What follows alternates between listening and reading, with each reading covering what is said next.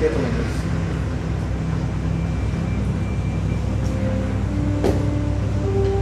मेरा फोन पाकर तुम्हें ताजुब तो हुआ होगा।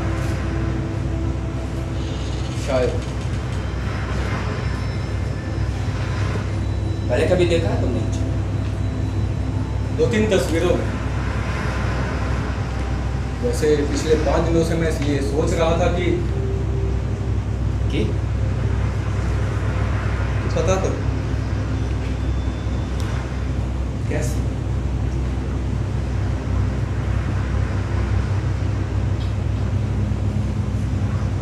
ट्रक के साथ हेडलॉन्ग क्रैश था। अस्पताल पहुंचने के 7-8 मिनट बाद ही आखिरी वक्त में क्या कहा उसने? उससे होश ही कहा था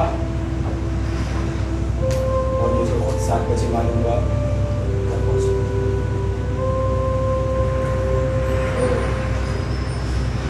यानी उन दिनों में भी तुम उसके पास नहीं थे?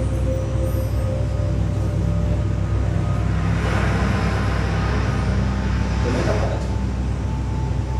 2 दिन बाद। कैसे? दफ्तर में फोन किया। क्यों?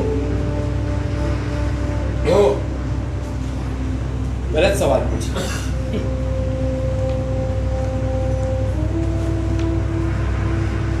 उनकी पिछले दिन मिलने की बात की थी और वो आई नहीं।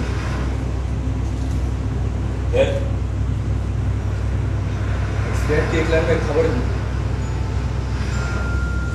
फिर कैसा लगा?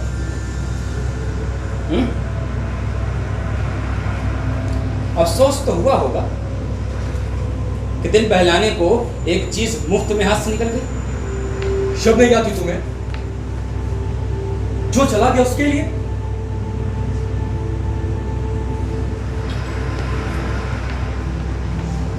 मुझे क्या पता कि वो क्या थी मेरे लिए। तो तुम मुझसे मिलना चाहते थे? और क्यों? कि तुम्हें देखूं, तुमसे बात करूं। फिर 2 दफा फोन करता है। पहली बार 7 दिन 9 बार डायल किया, फिर रिसीवर रख दिया। दूसरी बार नंबर पूरा मिला है पर घंटी बजते ही फिर क्यों? मुझे लगा पता नहीं किस तरह से लोग डर। नहीं, डर नहीं, लेकिन कुछ समझे ना जाने की, गलत समझे जाने की जरूरत और हो सकने वाली नाउमीदी का बोझ। तो मेरा फोन पाकर तुम्हें ताजुब सा मिला। क्यों? क्योंकि तुम ही तो हो जो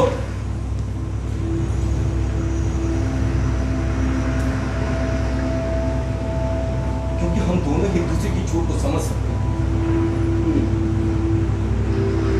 तुम मुझे देने के ओ, तो तुम ऐसा सोचते हो? कुछ गलत है इसमें? जिम्मेदारी किसी एक पर डाल देने से बात सुलझी जरूर लगती है, लेकिन उसमें सच्चाई पूरी नहीं होती। यानी जो कुछ मैंने किया वो अपनी खुशी के लिए, और तुम्हारी ये खुशी मेरे लिए क्या बन गई? इसकी परवाह मैं क्यों करूं?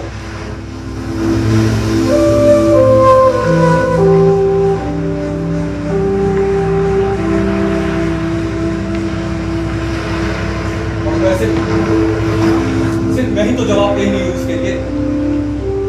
अगर जवाब देना हो तो, अगर वो भी अपना हाथ आगे नहीं बढ़ाती तो किस तरह? मेरा फोन पाकर तुम्हें ताजुब नहीं। तो क्या तुम्हें अंदेशा था कि मुझे लगेगा कहीं कुछ ना कुछ ऐसा जरूर छूट जाएगा जिससे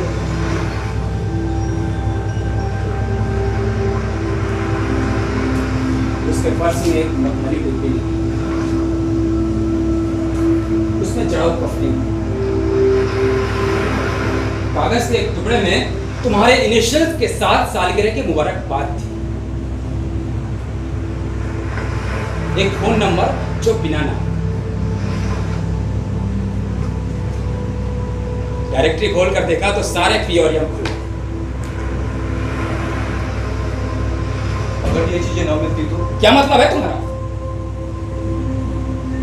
तुम्हें कभी कुछ खटका नहीं?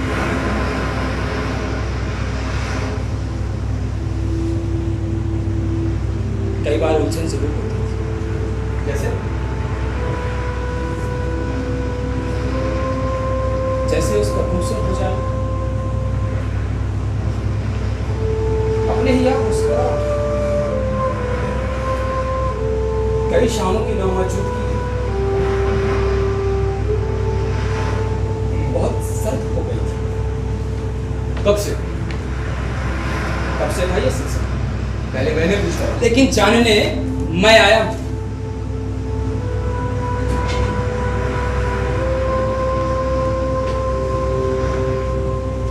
एक साल से थोड़ा पहले पहली मुलाकात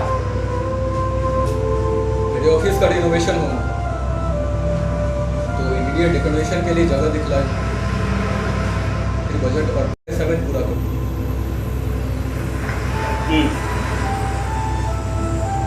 फाइनल पेमेंट के एक हफ्ते बाद एकाएक मुलाकात हो कहाँ? चर्च गेट पर। तो फिर हमने कॉफी पी, बेबोली में कोना कॉफी, चीज सैंडविच के साथ।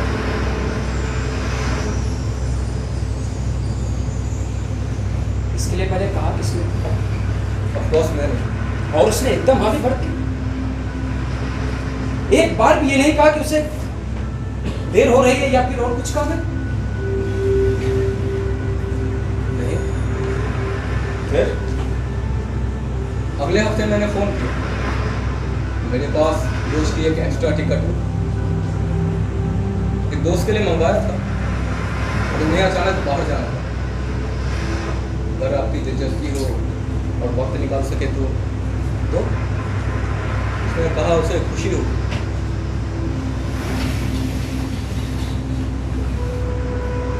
पहली बार उसका हाथ वही थामा था।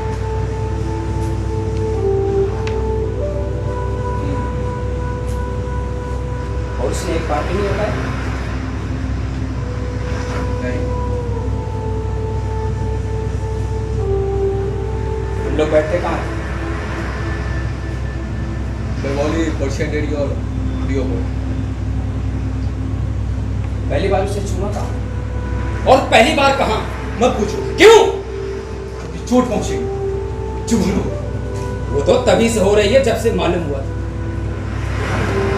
मेरे घर में, मेरे कमरे, मेरे बिस्तर में। नहीं, वहां कभी नहीं। क्यों? क्योंकि नहीं चाहते थे कौन? दोनों। पर क्यों?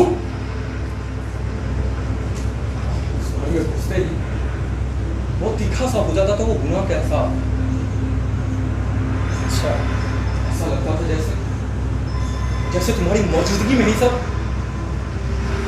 कौन करता था ऐसा महसूस? तुम या वो? दोनों। पहले कहा किसने? याद नहीं, कोशिश करो। शायद उसी ने। लेकिन क्यों करती थी ऐसा महसूस? क्योंकि करती थी। इस सब के बावजूद? इसी वजह से। झूठ है। क्यों बोलूंगा मैं? वो तुम ही जानते होगे। काश तुमने देखी होती इसकी मंडी का झूठ। पास आगे आदमी फर्श कर जाना, आखिर तकिए में मुझे भाई कमजोर बनाने का सोच। और उस सुख की शर्मी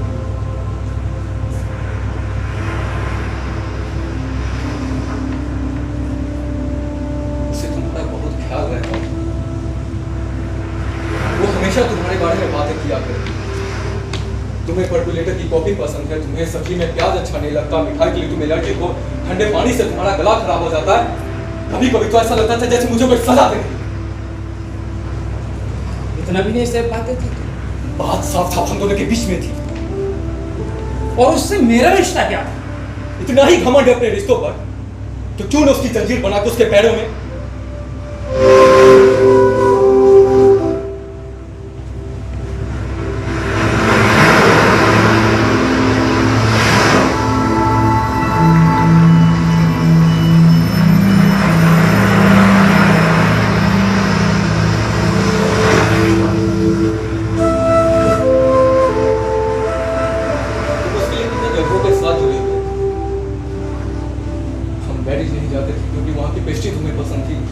लॉन्ग ड्राइव के लिए पूरा रोड नहीं, डूबता सूरज नहीं, जून नहीं, रेंडेवू नहीं, क्योंकि वहां तुमने उसे प्रपोज किया था।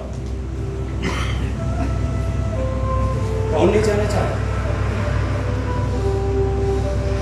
तो क्यों? उसे लगता था उसके पहले का तजुर्बा झूठा हुआ।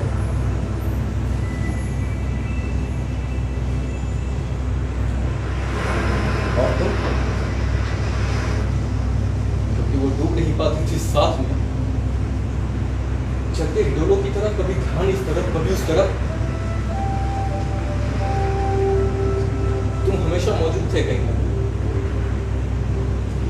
उसकी साड़ी के पल्लू पे तुम्हारी उंगलियों की छुआ, बंद कमरे में तुम्हारे दबे हुए चलने की आहट, बंद खिड़की के पीछे से तुम्हारी आंखों की चिंगारी।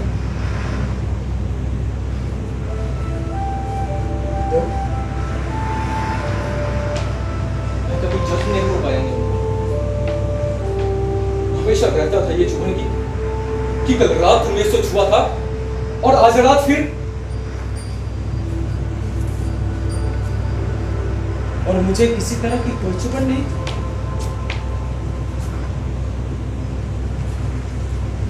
जब वो मेरे नजदीक होती थी तो ऐसा लगता था कि बस इसके आगे अब कोई दरकार नहीं।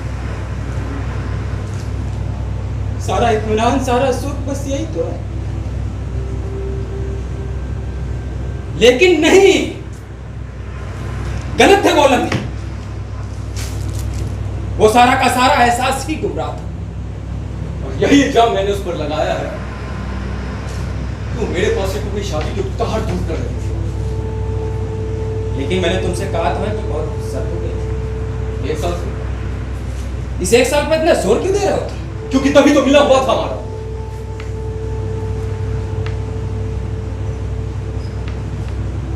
जब पिछले कुछ दिनों से बार बार ये शब्द मारता था, उसके आगे बढ़े हुए हाथ यूं पीछे लौट आते हैं जैसे घुंघराले बाल सांप की छुरी में केचुअल छुई। शक की गुरुआहट इस तरह भूल गई थी मन में कि 7 इंद्रियों के बाद बाकी जो पपीताए पल बसते थे वो इसी कसोले पल।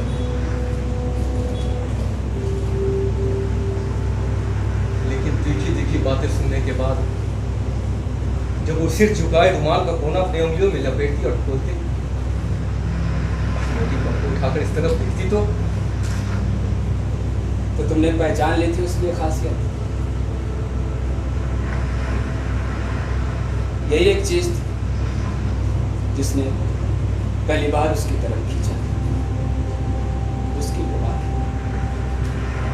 दोस्त की गार्डन पार्टी में जब पहली बार उसे देखा तो, और उसकी मुहासी जो सैकड़ों की भीड़ में भी मैं पहचान सकता था, जो शहरी की दोपहर पीने के बाद कितनी हल्की हो जाती, बिल्कुल मासूम कबूतर की तरह, कभी इस डाल पर, कभी उस झुरमुट में, कभी दूर छील के उस पार, और दाएं दाएं पौधों के पास देखते अंगारों से उतारा। तुमने कभी उसे उस तरह तो नहीं लिया, मतलब सस्ते ढंग से? ले लिया होता तो शादी की बात होती क्या? हुई थी। क्यों ना होती? वो भी कोई जिंदगी थी आखिर। हमेशा छिपे हुए सहमे हुए, कहीं कोई देख न ले, कहीं कोई मिल न जाए, कोई तुम्हें बता न दे। अब लगातार छिपी हुई गुनाह की खबर मुझसे नहीं सहा जाता था ये सब। वो पिछले गली का सन्नाटा और धुन, मुझे तो साफ आसमान चाहिए और चमकदार धूप।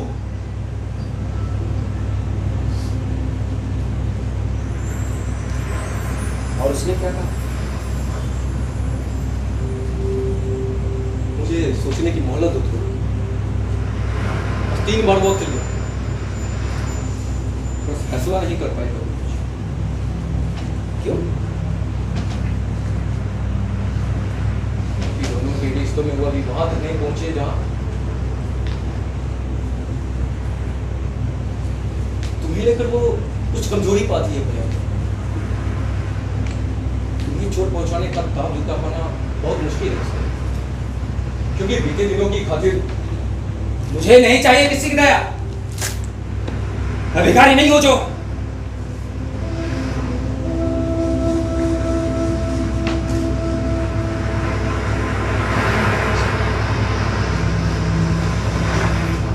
मैं आज तक समझ नहीं पाया कि उसके और मेरे बीच कैसे कैसे सब कुछ नामालूम से कुछ। अगर हमारे बीच एक बच्चा होता तो क्या कुछ फर्क पड़ सकता था?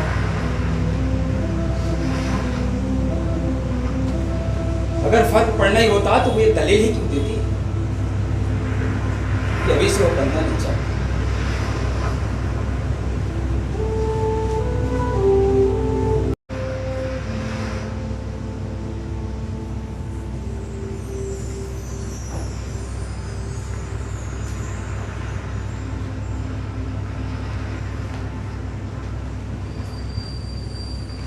ये तुम्हारे लिए थी।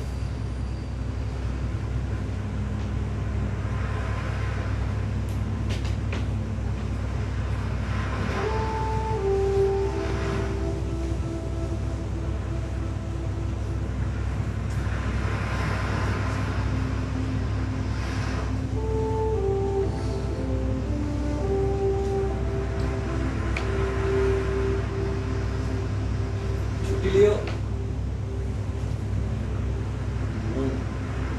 कब तक की?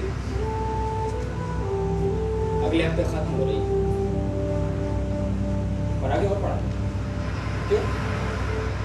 क्या ये बेहतर नहीं होता कि काम में ही डूब कर? मैंने भी ली थी 2 दिन, और खालीपन इस तरह छा जाता है लो दिमाग पर कि यादों के दबाव में नसें फटती हैं। बेकार की बात है। अगर ऐसा हो जाता तो ये नहीं होता, अगर वैसा हो जाता तो बात वहां तक नहीं पहुंचती। बिल्कुल फिजूल का ख्याल जिनका कोई मतलब नहीं अब शायद। इसीलिए बस दिन भर काम और रात का कोई रेस्तरा फिर बिस्तर। नींद कैसी आती है तुम्हें? कभी गहरी कभी अच्छी। कौन कौन है घर में? सभी कभी तुम्हारे घर गई हो? नहीं।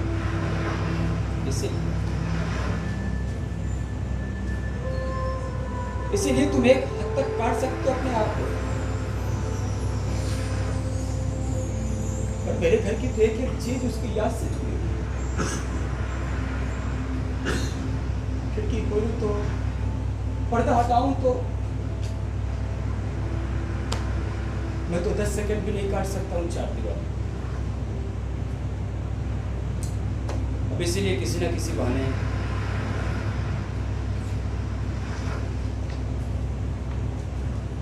कुछ दिन के लिए किसी नई जगह जाने से क्या है? निकल रहा हूँ आज शाम। कहाँ? 2-3 नाम बताए थे उसके, जहाँ की भी पहले वक्त मिल जाए। कब तक? 2-3 हफ्ते। अगर ये सच्चाई बर्दाश्त हो गई तो वापस आ जाओ, वरना और कहीं तबाह करवा। मैं तुमने क्या सोचा? शादी करूंगा जल्दी।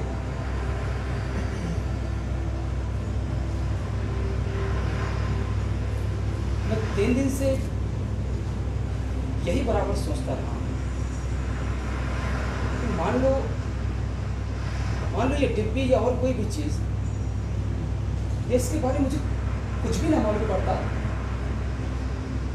तो मैं यही समझता रहता कि उसके होते हुए सब ठीक है। तो क्या गलत हो जाता है इसमें?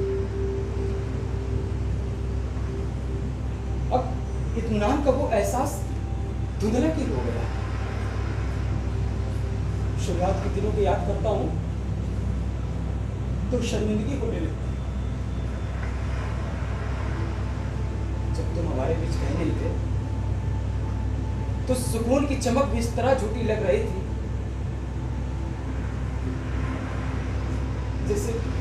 जैसे छुओ तो उंगलियों में उतर आएगी।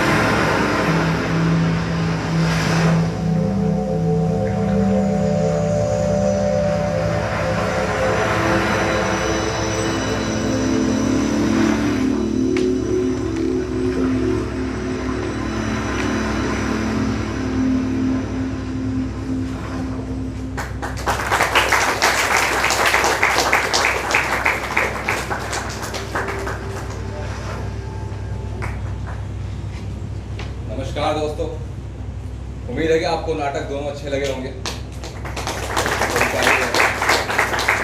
अपने एक्टर से आपको दिखाना चाहता हूँ जो आधी रात में एक्ट कर रहे थे चोर का कैरेक्टर, मिस्टर अनवर अली,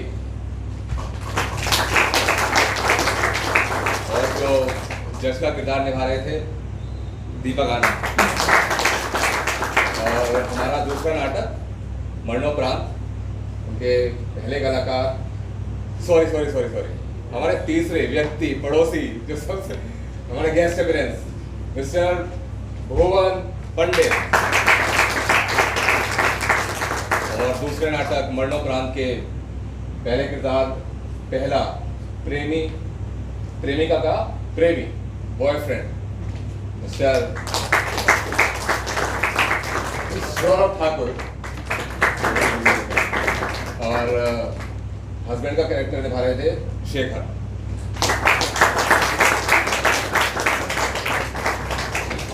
और हमारे बैक स्टेज में जो काम कर रहे थे उनको इंट्रोड्यूस करेंगे हमारे सर, जो इस दोनों प्ले के, और हमारे डायरेक्टर हैं मिस्टर राजेश तिवारी जी।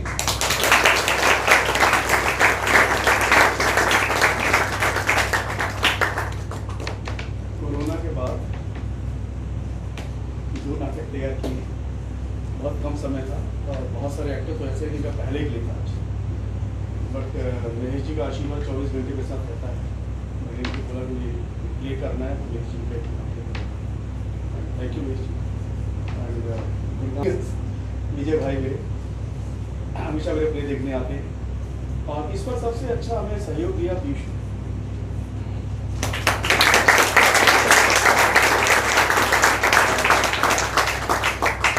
के साथ सिर्फ मैं कोऑर्डिनेट करता रहा एंड उसने मेरी सारी बात को समझा और मुझे बहुत अच्छा लगा। एंड उसने सारे दोनों प्ले विद इन 2 आवर, ये लाइट्स आर उसी ने किया। मैं सिर्फ उसको कोऑर्डिनेट करता था कि क्या करना है क्या नहीं करना है। तो Piyush thank you very much. तो मुझे दिन में फ़ोन करके बोलते हैं नाटक करना है कि नहीं करना है, मेरा सब मस्त हुआ और आप लोग मुझसे बारिश में आए और बहुत अच्छा लगा, और उम्मीद है आगे भी आप लोगों का सहयोग मिलता रहेगा। वैसे इस टीम है छोटी सी है, ये सुजीत है, सुजीत हमारा अभी देख रहे हैं। उसके बाद अश्विनी है, वो पीछे बैठे हुए हैं। ये भी वीडियो बना रहे थे हमारे साथ। मिनिस्टर हैं, ये भी हमारा बैक स्टेज में इन्होंने खूब सारा साथ दिया। अंशु है, अंशु के साथ